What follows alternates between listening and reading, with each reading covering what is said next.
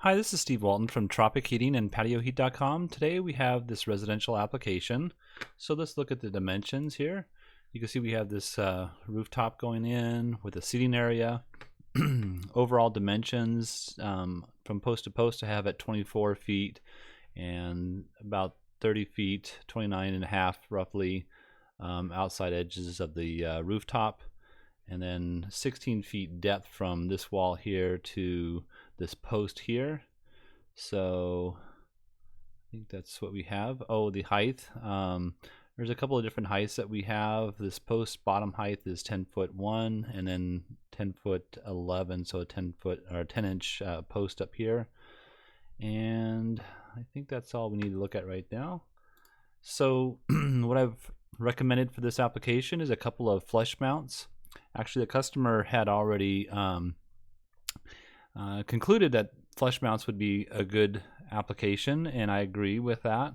The only thing I'm a little bit unsure of is, I'm going to remove this for a second, is how the flush mount will fit in here. I think there's 2x8s that go across this direction, and so here you can see I have two 1 hour fire rated boxes located in here, and you might also notice that it's actually touching the 2x8s here and over here. So I'm not exactly sure what the distance is on each one. I believe they're 16-inch centers, but at 16-inch centers, we may have to manipulate the location of the boxes by a few inches so that we can get them within that distance there, the 2x8s.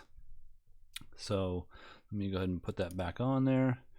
So in any case, there's a couple of different options you could use in this application, and because they're only looking at heating up the center space here essentially, you could use a 4,000 watt unit, and 4,000 watt units are the single elements. So you can see there I have one element inside, and the footprint of a 4,000 watt unit at this height, which I believe I have on there again, go back to the dimensions. Yeah, so that it's going to end up being around 10'9" off the ground, the bottom edge of the heater. So at that height, I'm not going to get the best coverage for this space, but that is just one option.